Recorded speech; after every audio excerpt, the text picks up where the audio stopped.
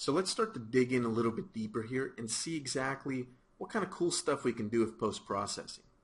So let's have a look at some of these different categories. Let's start off with maybe the film category that lets us control a few different things. So there's two settings here I want to show you that are pretty interesting. That's the saturation, and if I go ahead and turn on the contrast as well, I can play with the saturation and contrast. Very similar to adjusting the saturation and contrast on an image in Photoshop or some kind of image editing program.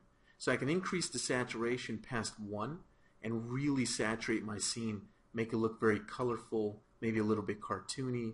I can also adjust the contrast here and get myself a very contrasty image. And I can combine the two and come up with a completely unique sort of look to whatever game it is that I'm working on. So you can see I can increase the contrast, I could play with the saturation, really get some interesting looks. And the cool thing is you can check these on and off so you can see the before and after, kind of compare the two. Down in scene color we have a lot of different settings that are pretty cool and useful for customizing the look of your game.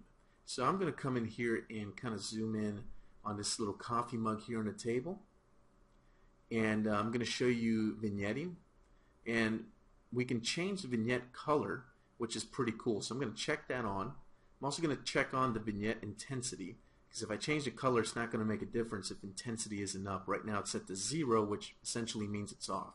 So I'm going to increase that vignette intensity, and you're going to see we get sort of this black vignette around the image. And if you're familiar with film or you work in cinematography, this vignetting will be pretty familiar to you. So I'm going to go to vignette color and I'm going to change the color.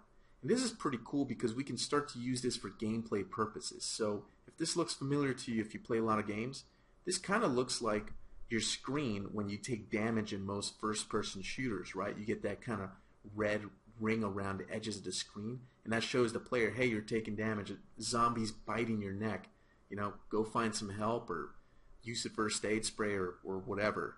So this could be a pretty cool way of using post effects to give feedback to the player and tie it in with your gameplay. And that's kind of the way that you have to think about these things. So if we expand the extra options down here, we'll have a scene color tint. Basically what this allows you to do is it allows you to do some color correction. And again, if you're familiar with film or special effects and stuff for film or anything like that, this is going to be pretty familiar to you. So we come in here and color correct our image or the way that our game looks. So if we want to add or make our game have warm tones, that could be something cool to do. Up here we have fringe intensity, and it's off by default, but if I increase it, what you start to see is this really cool blurring around the edges of the screen. And for some of you, again, some of you familiar with rendering with things like mental ray or V-Ray or working in the film industry or have any experience in that, you'll probably recognize this. This is chromatic aberration. And if we go ahead and change, take the fringe saturation and check that on, we could take it down, and we don't get any of the splitting of the RGB values around the edges there where the blurring is occurring. But if we increase the fringe saturation, we can get a lot of those colors splitting. And chromatic aberration, for those that don't know, it's a real-life phenomenon that happens with camera lenses. There's lots of information about chromatic aberration out there. I'm not going to go over that. That's kind of outside the scope of this tutorial.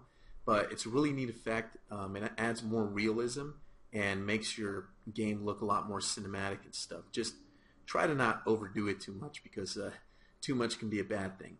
Less is more. So scene color, this area lets you control that sort of thing. Then of course we have the bloom, which I showed you in the previous video. We can take it down, kind of tone things down, but you always want to have a little bit of bloom, especially if you have an outdoor daytime, sort of middle of the day afternoon scene like this one.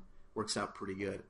We can also apply dirt masks, and I don't exactly have a dirt mask texture here to show you, but a dirt mask is basically something you can put on a screen, and it's great if you're doing a game where the player's wearing some kind of a visor.